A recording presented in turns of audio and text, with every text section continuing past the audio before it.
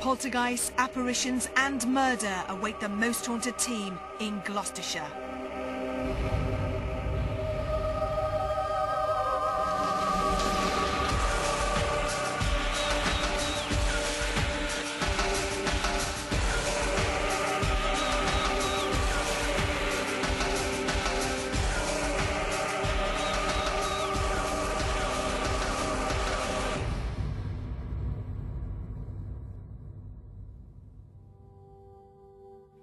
With so many ghost sightings, this could very well be one of the most haunted houses in England. With all this in mind, I just had to bring you to investigate the Manor House in Petty France, Gloucestershire. Lying at the foot of the Cotswold Hills, our South Gloucestershire location has recently returned to its roots. The Manor House as we see it today was constructed late in the 18th century and has been home to many notable names. The man who was to become Britain's 19th Prime Minister inherited the house in 1808, and other prominent political and literary figures have since held an association with this property. Converted into a country club in 1953, it acted as a hotel from the late 60s until its current owners moved in 3 years ago, and it was they who refurbished the house and turned it back into a private country manor. It's a house that's been here since the 1800s, so that's not that long ago, to be quite honest with you, but it has the most incredible history. It has so many famous people that have had associations with the building or have actually lived here. It was built by the father of Robert Banks Jenkinson, who of course was Lord Liverpool, the famous or infamous Prime Minister. We know for a fact that the Duke of Wellington actually visited this house. Jane Austen stayed here. But it was a heavy and troublesome business, and she could not easily forget its having stopped 2 hours at Petty France. Half the time would have been enough of a 2 hours wait at Petty France, in which there was nothing to be done. Even William Wordsworth owned this house, and it's got ghosts, of course. The ghost of a gentleman has been seen walking from the dining room through to the sitting room, and cats would often wail for no apparent reason. But perhaps the strangest activity is when this building used to be a hotel. The staff often complained that a table set for one would be occupied by a gentleman who would get up and leave without any warning, and then there would be no evidence of his visit. Because Lord Liverpool was the most famous person that lived in this house, I wonder if he's got some unfinished business. He loved the house very much, spent a lot of time here.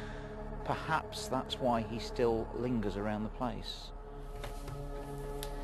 Here in the attic, it's said that the entity of an old lady has been seen sitting on the bed. Many people have been touched by unseen hands, and the temperature suddenly drops when there are no drafts.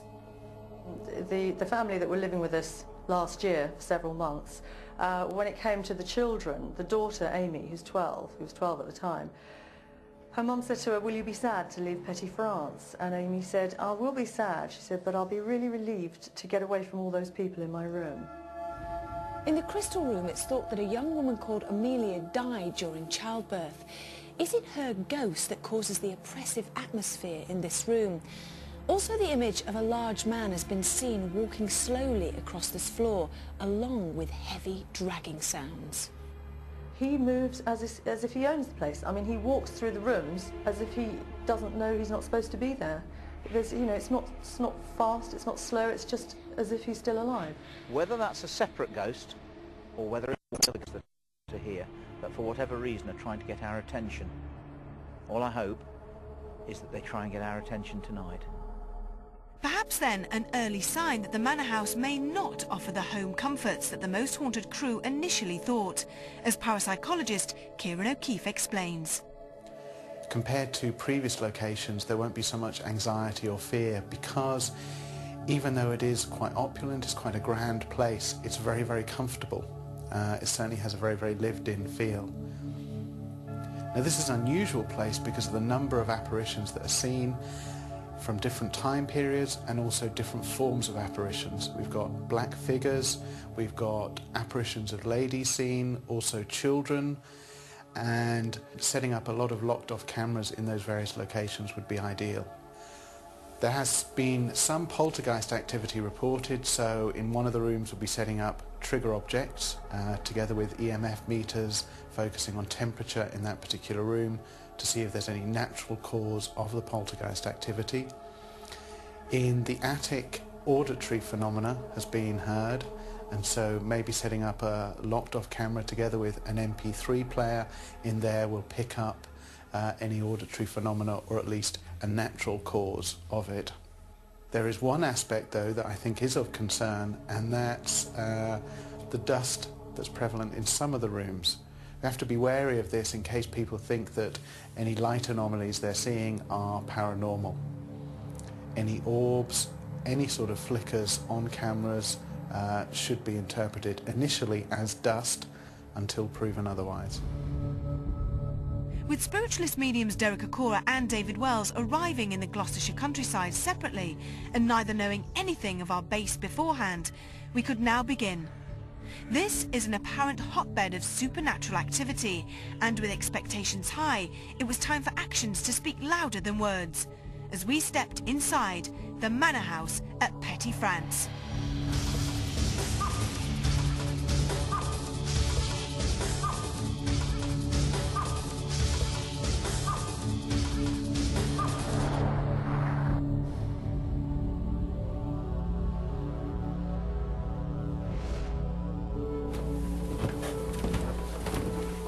It's a lot colder up here, isn't it? I feel there's movement up here, movement, spiritual activity, whether it's grounded or whether it's just in visitation. I'm being made aware of a young child, a young girl child. How old? I would say she could be anything up to the age of 6, 7. This little girl sobs a lot. She makes, you know, crying out and sobs. Why is she upset? She's looking out and she's crying for her mother. She's looking through the window. She always ends up by the window. What year would you say this would have taken place when she lost her life? Yes, 1653. Right. 1653.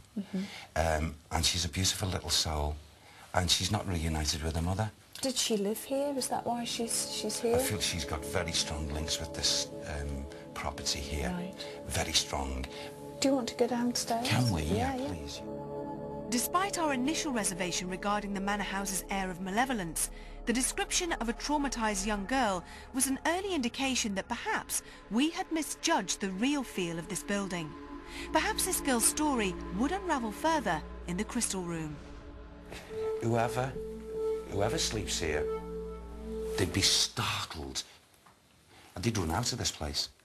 I'm sure of it. Right. But... So who's doing that then? The master?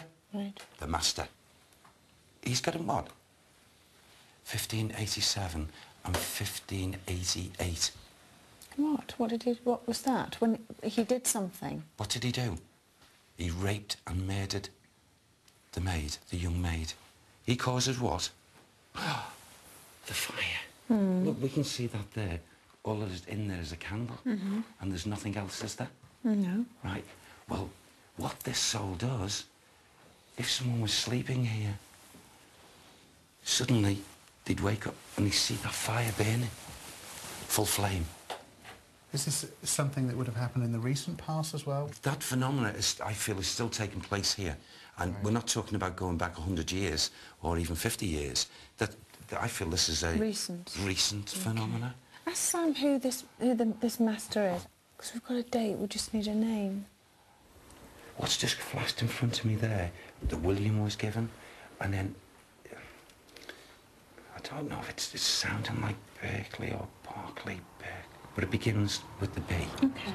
But something like Berkeley or Berkeley. It's something like, yeah. And he was the master here at that time? He was the master here. Okay.